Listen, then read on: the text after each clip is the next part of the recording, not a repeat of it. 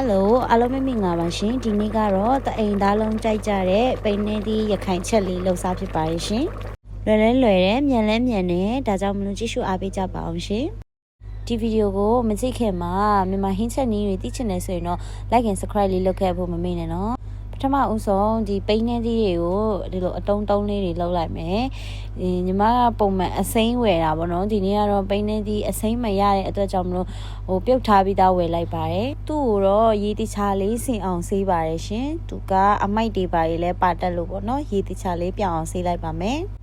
ပြီးရင်တော့ကြက်သွန်နီရဲ့ကြက်သွန်ဖြူရဲ့ငရုတ်သီးရဲ့ကိုငရုတ်စုံထဲမှာထောင်းပါမယ်ပြီးရင်တော့ပစွန်6လေးကိုလည်းနည်းနည်းလေးထည့်ပြီးတော့ထောင်းရပါမယ်ဒီဟာဒီကိုကြတော့မချင်မညက်လေးထောင်းပါမယ်သူကကြတော့ဒီအရသာအတွက်ဖြစ်ပါတယ်ပြီးရင်တော့အိုးထဲမှာဒီခုနကအတုံးလေးထားတဲ့ဒီပိန်းနေသီးတွေကိုထည့်လိုက်မယ်ပြီးရင်တော့ခုနကထောင်းထားတဲ့ဒီကြက်သွန်နီဖြူရဲ့ပစွန်6ရဲ့ငရုတ်သီးရဲ့ထောင်းထားတဲ့ဟာလေးကိုထည့်လိုက်ပါမယ်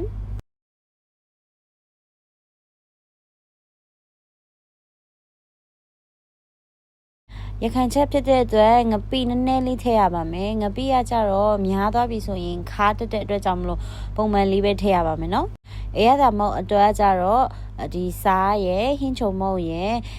ပြီးရင်အယောင်တင်မုတ်ချက်သားမုတ်လေးတွေထည့်မယ်စနွေးမုတ်လေးထည့်မယ်ပေါ့နော်ဒါပေမဲ့ဒီနေရာမှာတချို့တကယ်ရခိုင်အစ်စ်တွေကကြတော့အယောင်တွေပိုင်းမထည့်ကြဘူးပေါ့နော်ညီမကြတော့အယောင်မထည့်ရင်နည်းနည်းတစ်မျိုးလေးစားရတာတိတ်လိုမျိုးမဖြစ်တဲ့ကြောင့်အယောင်လေးနည်းနည်းထည့်ပါမယ်ပြီးရင်တော့အပေါ်ကနေစီလေးထည့်လိုက်ပါမယ်နောက်ဆုံးမှာတော့ရေလေးထည့်ပြီးတော့ပိန်းနေသီးနိုးအောင်ချက်ပါမယ်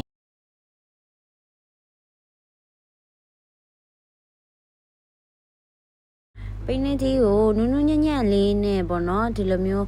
အရသာတွေဝင်တဲ့အထီကိုရေလေးနဲ့လိမ့်ပြီးတော့ဒီနူးတဲ့အထီကိုထားရမယ်ပေါ့နော်အဲ့ဒါမှသူကပို့ပြီးတော့စားလို့ကောင်းတာဖြစ်ပါတယ်ပုံမှန်ဆိုရင်တော့သူကတော့ခဏလေးနဲ့ကြက်တယ်ညီမဝယ်တဲ့ဟာနည်းနည်းရင့်သွားလို့လားမသိနည်းနည်းကြလေးတော့ချက်ရတယ်ဗောနော်ကဲဣလာပြီလို့ထင်ပြီးဆိုရင်တော့နောက်ဆုံးအနေနဲ့အပေါ်ကနေညီမတို့စုပုတ်ရွက်လေးကိုအုပ်လိုက်ပါမယ်စုပုတ်ရွက်ကလည်းဝယ်တာနည်းနည်းလေးနည်းသွားတယ်ပုံမှန်ဆိုရင်တော့ဒီလောက်အနေထားပိန်းနေသည့်အနေထားဆိုရင်တော့စုပုတ်ရွက်2စီးလောက်ဆိုရင်တော့အဆင်ပြေဗောနော်စူပရလေးထည့်ပြီးတော့ဒီကိုလိုချင်သလောက်ရေလေးကိုထည့်ပါမယ်ပြီးရင်အရသာအတွက်ပေါ့နော်အချို့ပေါ့အငံလေးမြည်ပြီးတော့နည်းနည်းလေးစားဟင်းချုံမို့လေးလိုက်ပါမယ်